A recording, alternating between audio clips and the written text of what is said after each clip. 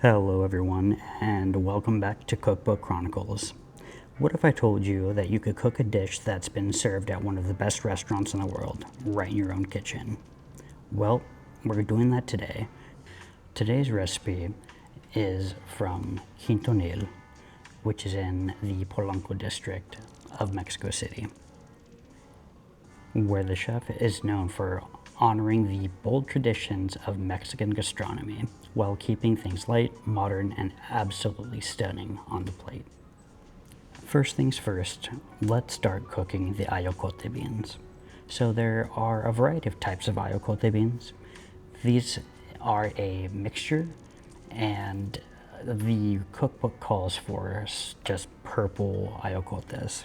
I couldn't find just purple, so we're going with a mix here. And also, I prefer to use fresh epazote, but I just couldn't find fresh, but I did have some dried epazote on hand, so that's what I'm using. While you get beans, make sure you sort through them and pick out any rocks or broken beans that you may find, and just discard those. And once you have everything all set, you could choose to soak your beans overnight. I typically don't enjoy soaking my beans, so cooking beans from just dried, non-soaked beans is going to take a lot longer.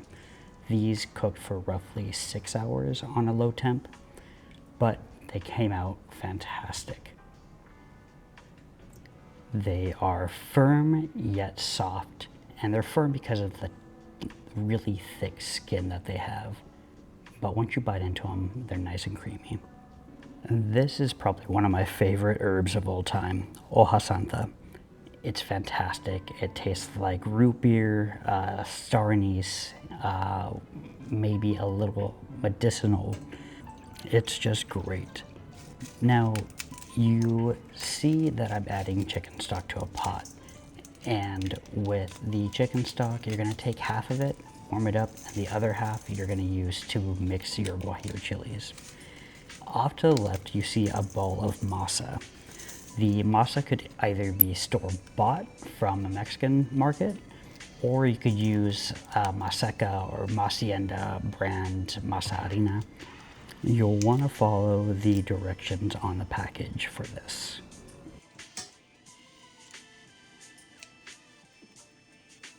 Since I don't have any cheesecloth available, I'm making my own little sachet from some of the hoja santa leaves and the dried epazote.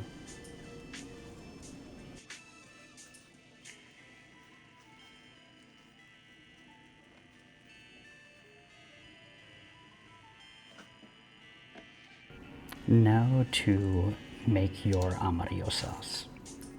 Get your dried guajillo chilies, some of the masa. I didn't put all of it in because I wasn't sure if it was going to turn too thick or not. So it's okay to go a little bit at a time. You're going to blend this until it's silky smooth. You are going to strain it as well. I highly suggest you use a better strainer than I did because I just made a mess.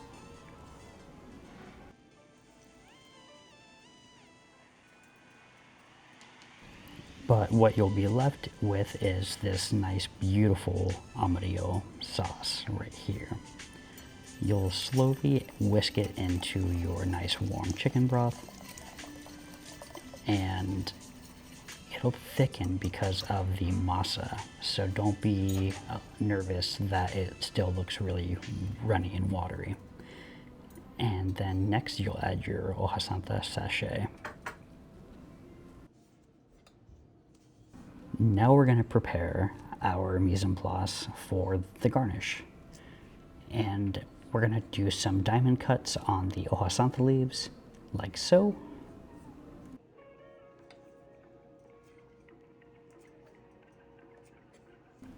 You could just place these on a damp paper towel so they don't dry out, and they'll maintain their color, won't dry out either. And then you could pick your marigold flowers.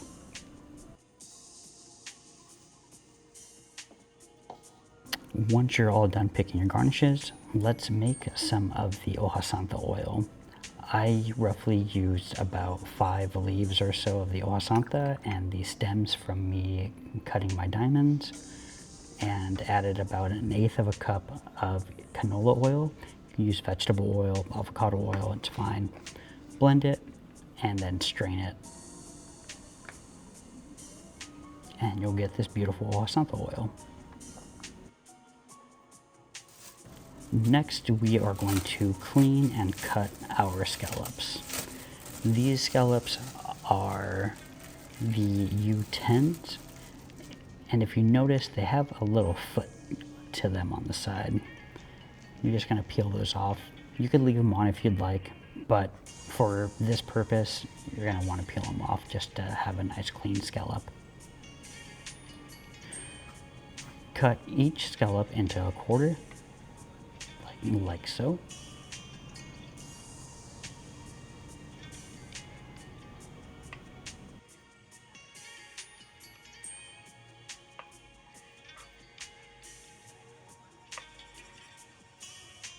Once you have all of them cut, refrigerate them until you need them. And then go to your Oaxaca oil and it should be completely strained and ready to use. You'll also notice that your salsa Amarillo has fully thickened. Once it's fully thickened, add a few spoonfuls of your ayacote beans to the sauce, and let's get ready to plate. So you're going to start off with your scallops. You could put as many or as little as you'd like. I put roughly 7 pieces in my bowl, and make sure that your broth is hot because this is what is going to cook your scallops. Be sure to have your ayacote beans in the bottom of the plate as well, and cover your scallops with your Amarillo sauce. Then take your Oaxaca oil and drizzle it over. Next, you're gonna add your Oaxaca diamonds to your plate and just make it as beautiful as you like. I wish I had the strawberry flowers that are in his photo and in the recipe, but I couldn't find any nearby. So I just used the marigolds and some cilantro. And that's that. Your dish is done. The scallops are gently poached in that hot broth. And let's see what I think about it. Alright, so today from Quintonil Cookbook, this is what I made. Sea scallops with the Oaxacan-style Amarillo sauce. So, not bad. Looks great, right? The only thing I couldn't find were the strawberry flowers, so I just used marigolds again. But similar looking.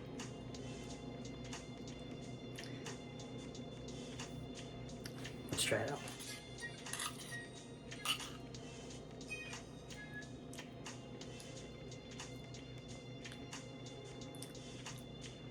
The Amarillo spice or sauce, really, really good. The scallop.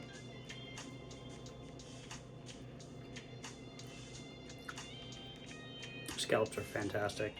They're just warmed through. The sauce kind of poaches them a little bit, but absolutely delicious. These beans took forever to cook. They have a really thick skin, as I've shown you before. Nice and creamy though.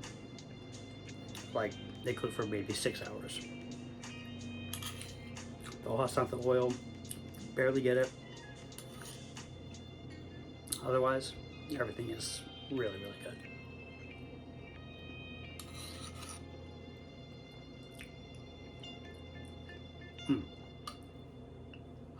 Would definitely make this again.